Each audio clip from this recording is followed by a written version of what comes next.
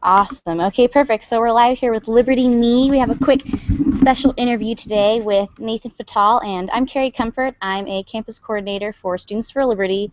I'm also the regional director for our regional conference here in Southern California. So just so you guys can get a little bit better acquainted with me, I became a libertarian, let's say maybe a couple years ago, right around when Ron Paul started running for office, and I was kind of a little confused as far as a lot of my family, half of my family is black, and they were all very interested in Barack Obama, but I was like, I don't know. I don't know about this guy's policies. So after that, I soon became interested in liberty in general, and Ron Paul really convinced me with a lot of his policies. So so I talked a little bit about our regional conference. It's in Southern California. It's actually at UCLA. It's 11 to 7, so it is a full day event. That's obviously in Los Angeles. One of our keynote speakers right now is going to be Julie Borowski, but we have some other people as well. John Hancock, he's a Second Amendment historian. We have Boomer Shannon, who's a free market environmentalist. He's also part of the Libertarian Party. And Nick Morrow, who is from LEAP, which is Law Enforcement Against Prohibition, which is sort of a organization that it's a lot of former attorneys and police officers that are against the drug war. So it's a pretty cool organization. Let's see here. So right now for SFL, that is my main project that I'm working on for them, but I also run a Young Americans for Liberty chapter on my campus at Cal State Long Beach. So it's the reason we've got Nathan here to sort of talk about YAL and sort of give a voice to what that organization does at our regional conference. So an interesting personal fact you might want to know about me, or don't, I don't know, is that I am an avid salsa dancer, and I also, in my spare time, am always reading, hence why I have poor vision in the glasses. So yeah, also just want to let you guys know we're happy to answer your questions, so just go ahead and leave those in the chat boxes, which are running as far as I was informed. I believe those are up right now. So perfect. So as I said, this is Nathan Fatal. He is the North American Regional Director for Young Americans for Liberty. So hello. Hi, Karrie. Pleasure to be on. Quick correction, I'm the West Regional Director, so I cover everything from West. Yes, everything from Arizona to Alaska and Hawaii. Oh, I was trying to give you a raise. Sorry, I don't think I'm authorized to do that. Perfect. Quite all right. Okay, perfect. So just go ahead and start in then. So obviously you work for a organization with the name Liberty in its title. However, do you identify yourself as a libertarian, or I don't know, how do you usually explain that when you first meet people? Yeah, so I like to think of myself as pro-liberty. So I'm focused on that shared intention that we all have in the movement, but without depending on any one label. I mean, I'm involved in libertarian circles, but I also am registered and I vote Republican.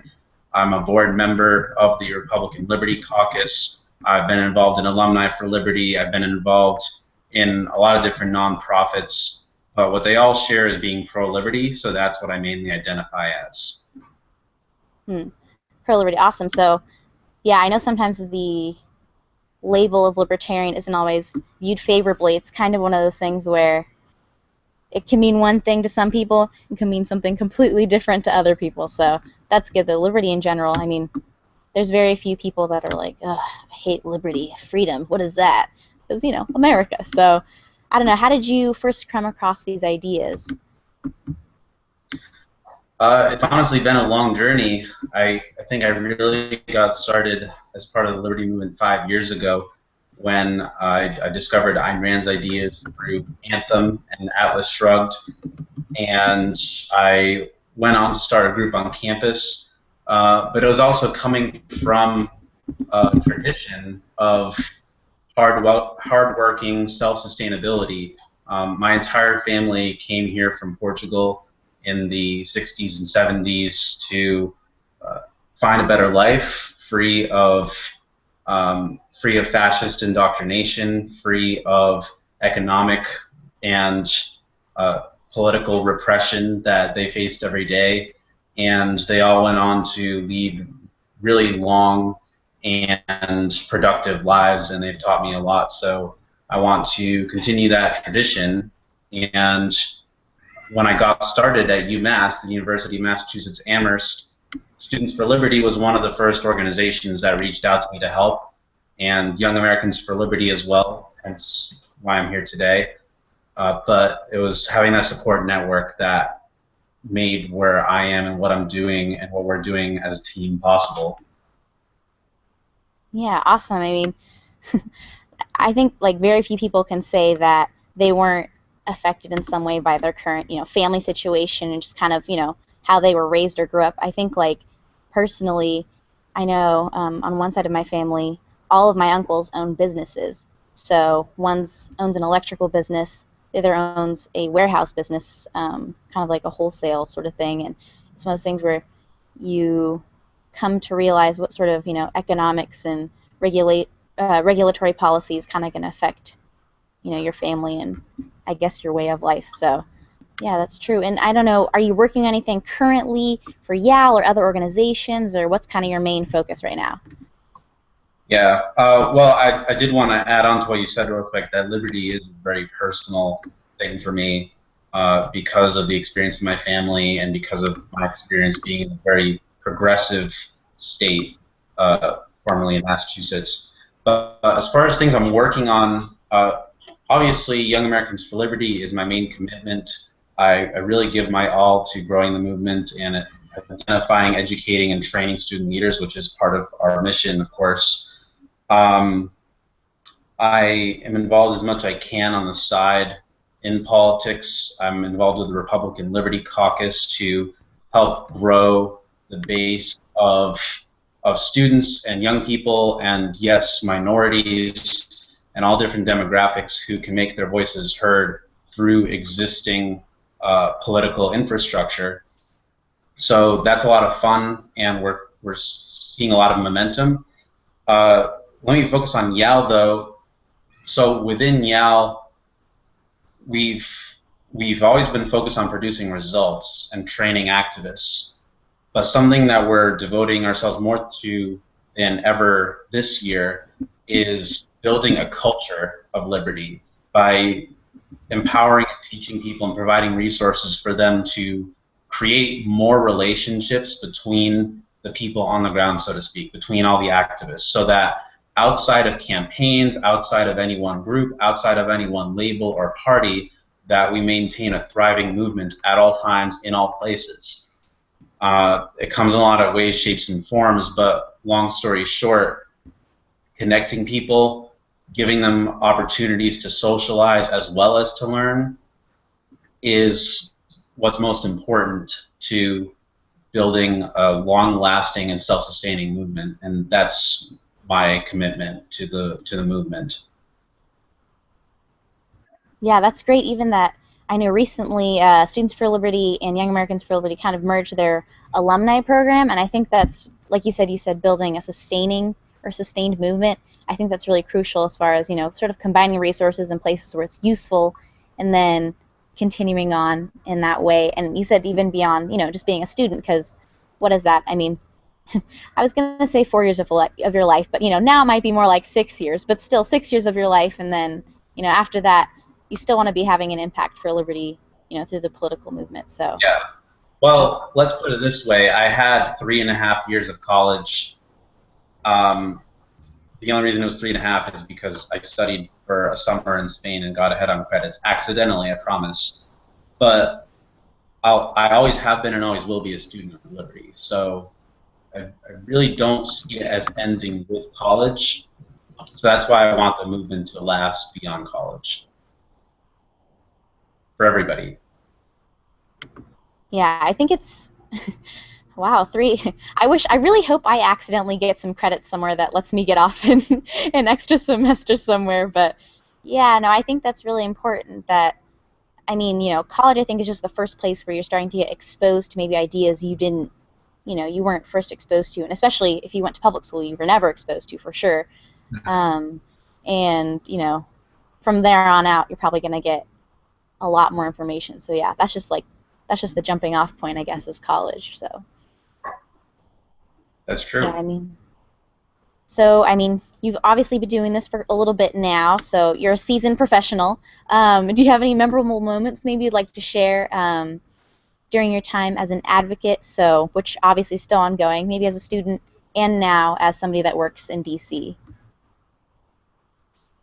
There are a lot, and I will give you one in particular, but I'll say in general, it always means a lot to me when I hear someone come in to a new chapter of Young Americans for Liberty or a new group associated with Students for Liberty, or even when I was working on a campaign and I was knocking doors. It means a lot to me when I hear people say that they are engaged and that they want to make a difference now and that they see that they can make their own voice heard. So there are countless moments. The one that really sticks out for me is when I still lived in Massachusetts and I worked with fellow Young Americans for Liberty and Students for Liberty leaders to plan a bus trip down to the International Students for Liberty Conference. This must have been 2 or 3 years ago, and it was in one of the worst snowstorms I had ever seen. But that didn't deter us, and we had been raising money for it and promoting it to groups around New England, especially Massachusetts, and we put together a bus of 17 people, not a huge number, but a great group of people, 17 people from every New England state plus Quebec. Oh wow. And we drove through a historic snowstorm undeterred, and we got to DC, and everyone from that trip has stayed in the movement. So that's really encouraging for me. Uh, but something that came of that is people asked us, well, why are you traveling in the middle of this horrible snowstorm? And that's when we all started saying, Liberty doesn't stop for snow, and that evolved into Liberty never sleeps. So it was one of those moments where we all really felt like we were part of something really big and part of a family.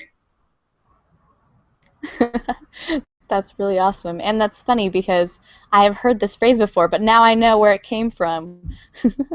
Yeah, as soon as you said historic snowstorm, I guess what I was picturing was, the famous picture of George Washington crossing, I believe it's the Trent River, right, with the big flag, but it was like Nathan Patal on a bus. I don't know. It's Interpret that as funny. you will.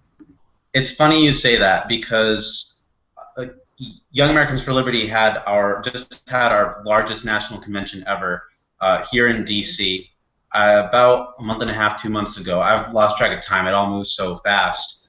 And I gave a presentation called "Leaving a Legacy," which was about what we're talking about. It's building a culture of liberty.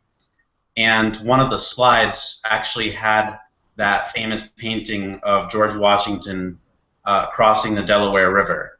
And I said, it's up to us to shape our environment and to be the change that we wish to see in the world. What if George Washington had stopped at the banks of the Delaware and said, it's too cold? Or Yeah. said, what do you guys think, should we do it? Or said, well, we're too tired. Then we wouldn't have this great country. In the movement, there's only so much space for the sunshine patriots, the fair weather libertarians or the fair weather activists, and we're committed to training everyone, no matter what their experience or their environment, to become leaders, to become communicators, and to shape their environment. So thank you for mentioning that. That's always a big motivator for me.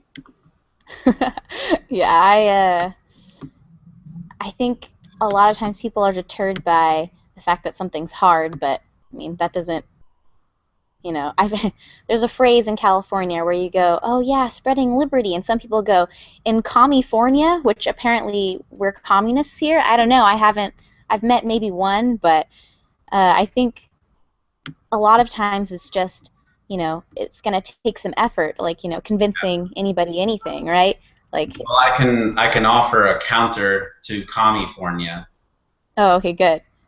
You know what I'm talking about? Ooh, I'm guessing I think there's a flag for it. I'm pretty sure we're gonna be flying it at our regional conference. So, There is a flag for it. We call it California. because the Liberty movement is strong and it's really sparked something amazing. So we're spreading the California love to every campus of the Cal State system, every campus of the UC system, every campus of the California community colleges, and yes, every school in the state. So I'm glad to be working with you on that, by the way. Yeah, it's I mean, it's not only like a great opportunity, I think, just as like personally, but I just feel, I mean, you know, when I not to bash my college education. I'm having a good time, but walking through hallways to class doesn't give you a sense of impending change for the world as I, sit in my stats class. But there is a sort of, I guess, gravitas to when you're, changing people's minds on things that are, going to affect the politics of your country. So, yeah, Yeah, that's right. that's very true. Don't let your schooling get in the way of your education. Exactly. Don't don't tell your parents that, kids. They might be upset. That's perfect. So, I mean, even want to go off on that. You said you did a talk at the Yale National Convention, which you're kind of going to be giving a similar one for a regional conference, just on Legends and Liberty. You said, right? Was that the correct title? Leaving a Legacy. legacy for Leaving a liberty. legacy. So I guess you could say how we can be a legend for liberty, but I'm more importantly, still how on the we George can, Washington thing. yes, more importantly, how we can lay the groundwork for a culture that lasts and that empowers, but also one that pulls more people into the movement rather than us as leaders with our titles pushing people in.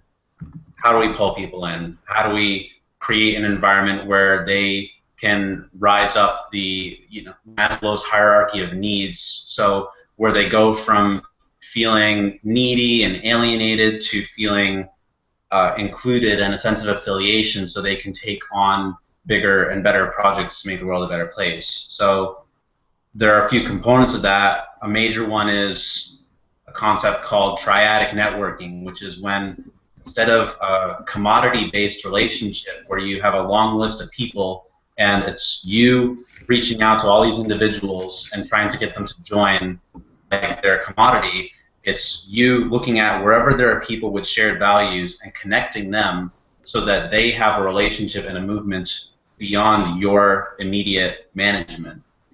So that's one of the major things that has opened up a lot of new doors for me is that idea.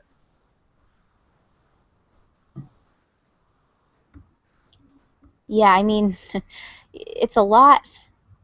Nobody, I mean, even in, I work a couple different jobs, but one of my jobs is in human resources, and, you know, nobody likes the idea of like a boss. But so, people don't tend to use that word anymore in corporate situations.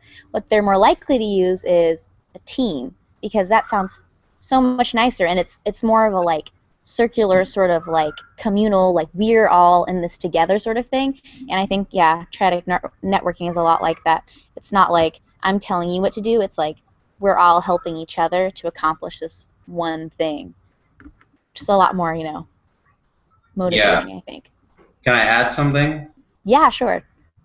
So another memorable moment I had was when I visited California, and all of that was memorable. Oh, But one good. of them was going to Long Beach and bringing you and maybe 5 or 6 other people there at the same time to the same place. And it was something totally natural and even mundane. It was just people eating pizza. But the the sense of belonging that everyone obviously felt and the way everyone was building off of each other was awesome. And that's an example of what I'm talking about. It's not you or I chasing people and begging them to sign up for something and managing them. It's you and I leading people to something bigger than themselves where they don't cease to be an individual. Obviously, we're individualists, but where they contribute their unique skills and vision to a great team that's changing California and our country and the world. So that was a lot of fun, and that's what I want to replicate across the state and the region.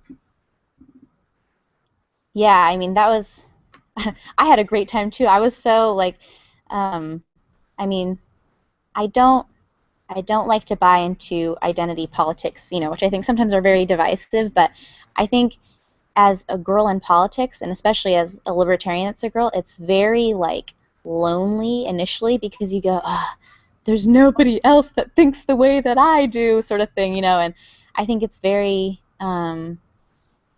such an overused word, but it's very empowering when there are other people, that have similar beliefs and ideas.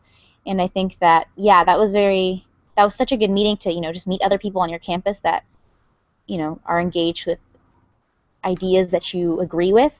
And I just recently, I was tabling for my YAL chapter, and we I had a few signups and I was like, this is awesome, I'm meeting people.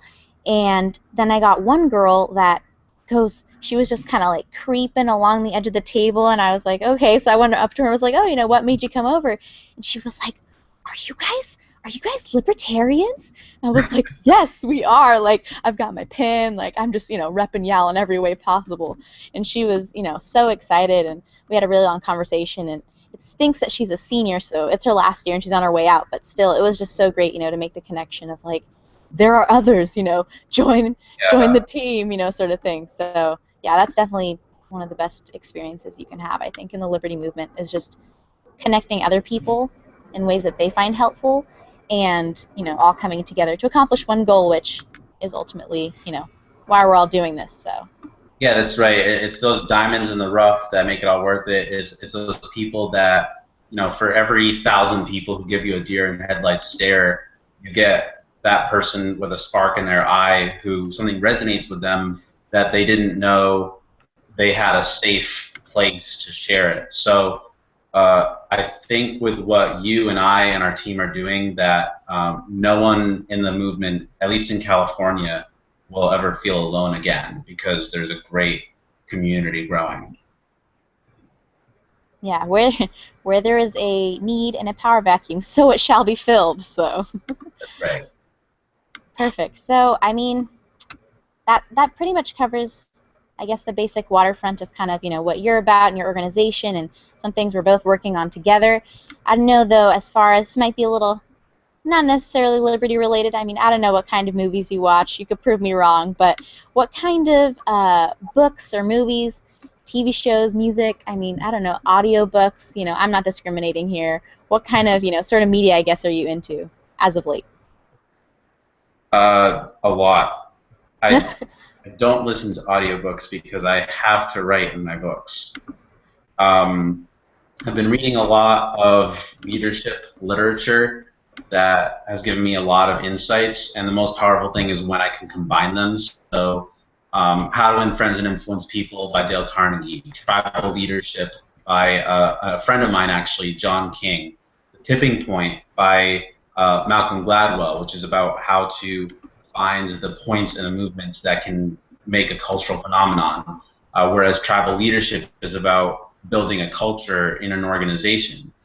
And How to Win Friends and Influence People is how to get them to say what they have to say, and how to include and value everyone. So there's a lot of overlap, and I want to share that with the network. As far as just general entertainment, forgive me for being cliche, but I love House of Cards. I think it's very artfully done and really fantastically evil. Which, it's good to see that just on film, and then in real life only see good all the time through our network. So yeah, that's way too intellectual. I like House of Cards. How about that? Narcos, the show about drug dealers, actually. Dexter, and also Rain, which I didn't see myself liking, but is kind of entertaining. And Parks and Rec, obviously. Arrested Development. There are a lot, but yeah, those are the main ones. Was there anything else there you were looking for? I don't know. I mean, movies, if there's anything specific as of late. Oh man, I haven't seen a whole lot of movies lately. I know that's weird, but I don't remember the last one I saw. I've been watching mostly shows. Um, but I think you mentioned music, and as far as music, I'm listening to a lot of Latin stuff. I really like learning other languages. I speak Spanish and Portuguese. And by the way, that helps me actually to share liberty with more people. So I see all of these things really building on each other. Yeah, every little bit counts. I swear. I feel like yeah, every person in the Liberty movement, I guess is required to watch House of Cards. It's like a homework assignment. Actually, it was very funny. The other day, I literally never watch TV. I think people tend it's like a joke amongst some of my Liberty friends where they go, "Oh, Karrie, have you seen this?" And they're like, "Wait, never mind. Of course you haven't seen it." And I'm like, "Of course, guys." But I recently saw a clip of yeah, House of Cards, and I believe I don't know who the actor is or his character's name, but the president is basically saying, you are entitled to nothing. I think it's a famous clip from the show, but I was like, oh, this is so dark in the best way. So, I mean, maybe I'm hooked. We'll see. But you mentioned Yeah, Tipping Point. That's a good book. I haven't read that one, but I've heard a lot of good things about it. It's very useful. I'll add it to the never-ending list. yeah, please do.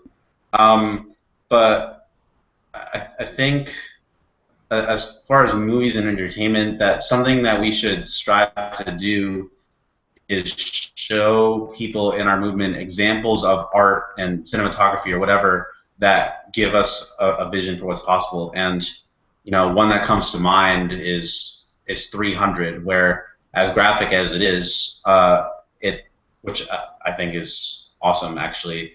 It shows that we can take on the odds even if they're against us. And you've been hearing probably a lot of talk about the Hunger Games in the Liberty movement, and Yes. how it's a pop fiction or pop culture version of an underdog taking on tyranny or taking on the establishment. So stuff like that, I love. It's just been kind of a while, I guess. Been moving around a lot. Yeah, I think Hunger Games is a real. That is just. I mean, they say it's pop fiction, but is it really? It's so. I don't know. It's very. I don't want to say realistic, but it's very plausible and like I don't know. It really makes you think about what would happen if you know one central government got too powerful, and Right. I think Yeah. it's yeah. I can speak to that from personal experience real quick. That I mentioned that my family is from Portugal, and unfortunately, I'm seeing a lot of things happening in our country today that at their time when my parents and grandparents were young, I mean my parents are still relatively young, but definitely when my grandparents were young, that the root causes or the beginning of uh, the fascist regime in Portugal started out with very nonchalant things. You know, there wasn't the same kind of violence that you saw in Germany or even in Spain, but what there was a systematic effort to keep people down intellectually, to prevent them from learning, to prevent them from knowing anything beyond the little village that they're brought up in, and they were only taught things like basic arithmetic and prayer and how to salute their leader.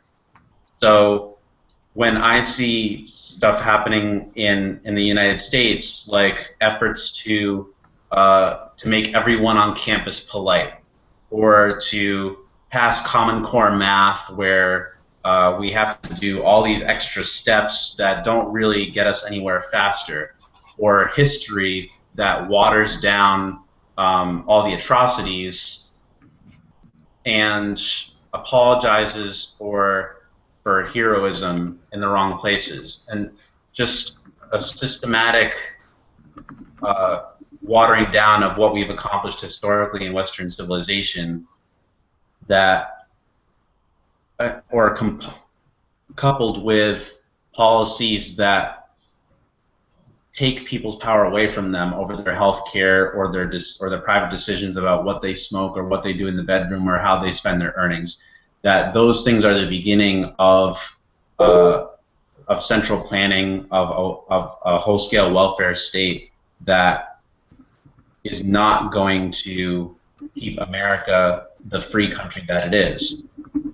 That's not a doomsday story. It's just thinking in principle and seeing what happened elsewhere happening here. So, sorry for the negative note, but I'm really excited about what we're doing as a movement to give people more power over their own lives. Yeah, I mean, it's only doomsday if it's never happened before, and it's really more just like learning from history. And even you mentioned, watered down history. I mean, it's with Common Core, and I mean that's personally something I think is really frightening, and I think something that we should be focusing on to counteract. Just because, yeah, I mean, in Nazi Germany, what did they say? They said, older people, like, we may not get them, but we have your kids.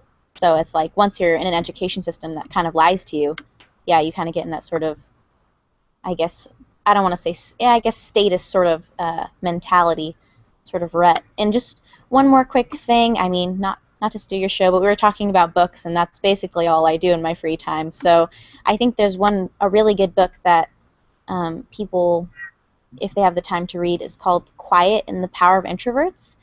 And it's basically a book all about how in a world where everybody's, being encouraged to be very, I don't say loud because that's derogatory. I'm a loud person. But, maybe extremely extroverted at all times. A lot of times you forget about people that are more introverted.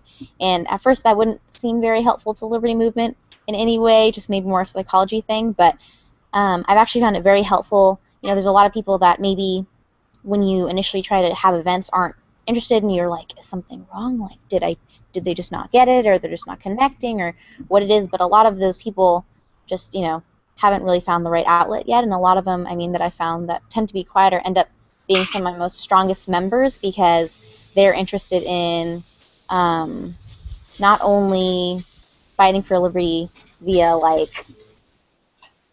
events and stuff, but rather fighting for liberty maybe on a smaller level of like writing stories. One of the girls in my chapter that isn't super active at maybe tabling events is writing blogs. So it's kind of just a give and take sort of thing. I think everybody has a place, no matter, what sort of personality or background or major or anything that you have. So that's my 2 cents on the matter.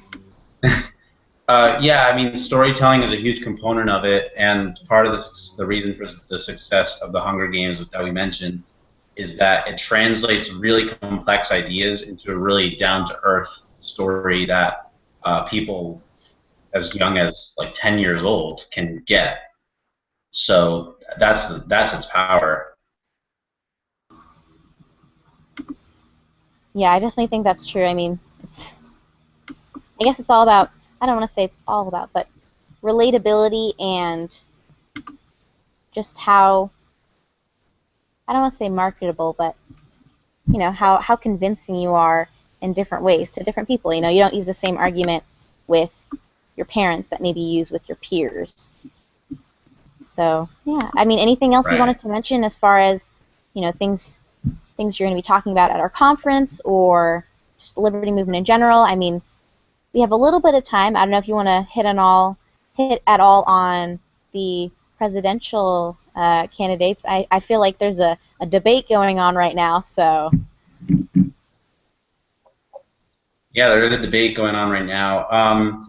One thing I was going to say is that when we're out in the field and we're bringing the fight to every college campus, that it's like you said, that we do have to speak to people where they're at and recognize that there are engineering, English, kinesiology, food science, whatever majors that are not going to know all the jargon or all the history or all the facts that we know because they're studying a different area, but that if we focus on the message of opportunity and how liberty is relevant to everyone, that's how we get everyone on board and spark a movement, as opposed to just a hobby or just a group of people sitting in a circle agreeing with each other about how we should legalize pot.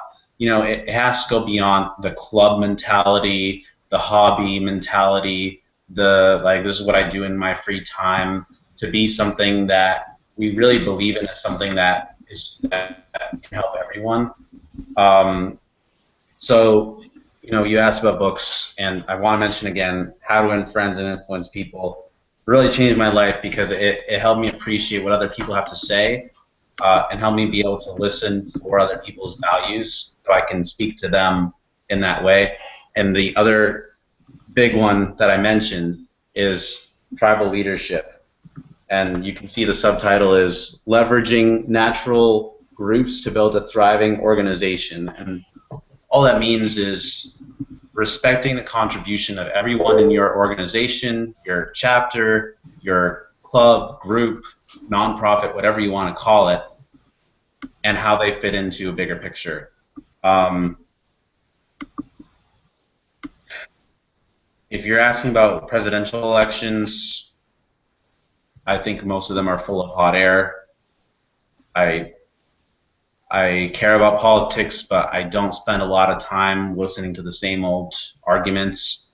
Um, I think there are two people up on stage who are really genuine, and those are Bernie Sanders and Rand Paul. I think Bernie Sanders is a really genuine guy who is incredibly wrong about so many things and very misinformed about economics, but at least honest about what he's up there for.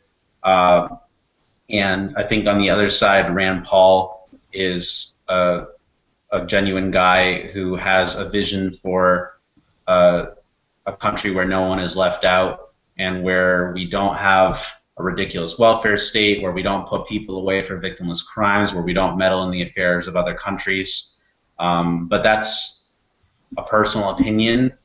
I'm not getting involved at this time, and I'm not going to endorse anyone on anyone's behalf. But um, I think we should be paying attention to those two and what their differences show about the United States today. Yeah, I mean, that's in politics. I think that's what, being a genuine person is a rare thing. So that's why I think, Bernie Sanders and Rand Paul are getting a lot of support right now from, grassroots sort of movement. And I mean, yeah, I think that's one of like the great things about the organizations we're both part of, Young Americans for Liberty and Students for Liberty, is that they're not affiliated with any political candidate because, we have so many good ideas that, can be promoted through candidates or not through candidates and through like a variety of means. And I think that's also brings in a lot of people that maybe are turned off by the fact that, most people in politics aren't very genuine, people all the time. So we get a good mix of people that are just genuinely interested in changing things versus necessarily like whether it be political or have some specific person that they're going for. So, but hey, we'll just have to wait out and see. We got a lot of time to see what kind of unfolds. But yeah, awesome. So, I mean, anything else before we go and wrap up? I have nothing else, so I will let you have the last word. Nothing in particular. I'm just excited to say that Liberty is winning. That in California alone, there are 70 YAL chapters and counting. That across the country, there are 650. But if we look at what's happening nationwide, it's not just YAL. It's YAL. It's SFL. It's students in general making themselves heard. So let's keep doing that. Let's make this the decade where we turn the tide against statism and encroaching government control of every aspect of our lives, and remind people that the only thing that lets that happen is their consent. We just have to speak up. Yeah, I mean, history's changed by I think it's 2% of people. So hey, we only need the 2% to be extremely passionate about these ideas that not only like do we believe them to be true, but have just proven themselves to be true throughout history. So Well, let's be those 2%. yeah, I mean, we can do this. I'm excited. I mean, there's nothing that can't be done once people start putting their minds to it. So yeah, definitely. So I Absolutely. guess I just want to reiterate our regional conference info, which it is the Southern California Regional Conference. And just to give a small shout out to Kevin Suarez, he's actually a regional, he's the director of regional conference in Northern California. So he's got one up there too. So depending on which side of the state you're in, go ahead and swing out to one of ours. But the Southern California one is at UCLA. It's 11 to 7. That is the tentative time right now. We're actually having an after party as well in Bel Air, but more details on that later. But something to kind of hang out with us afterwards, and you can work on your triadic networking at that point. And yeah, just I'll throw up the Facebook page in the chat after this, so you can go and register there and on our website at Students for Liberty. And yeah, that's pretty much it for that. If you want to contact either of us, we're both on Facebook. You have a Twitter, right, Nathan? I'm trying to remember. I don't use Twitter very much. I don't have a Twitter. I have my name on Facebook is Nathan Fatal. We have the California Young Americans for Liberty Coalition group, California Young Americans for Liberty page, and the YAL West Coast page as well. Yeah, go and join those. I think I'm part of both of those groups, so we'd love to see you on there. We announce a lot of things. That's right. We not as in me. We as in like tons of people in California. So yeah, there's a lot of cool stuff on there. Yeah, personally, I'm on Facebook too, Twitter. That's probably the only professional places you want to contact me on. So yeah, and I mean, if there's ever anything Liberty related, obviously Students for Liberty is a great organization. So is YAL. And there's a lot of other good, organizations out there to get in contact with. So just stay informed on those sorts of things. But I just want to also promote 2 other Liberty.me shows that we have coming up, Unbiased America and the Future Freedom shows. So, I mean, go and check those out. But we want to thank you for tuning in so much to ours, and we hope you found this informative, and we'd love to see you at our conference. So thanks so much, Nathan, for tuning in. Thanks, Terry. Have a good night. You too.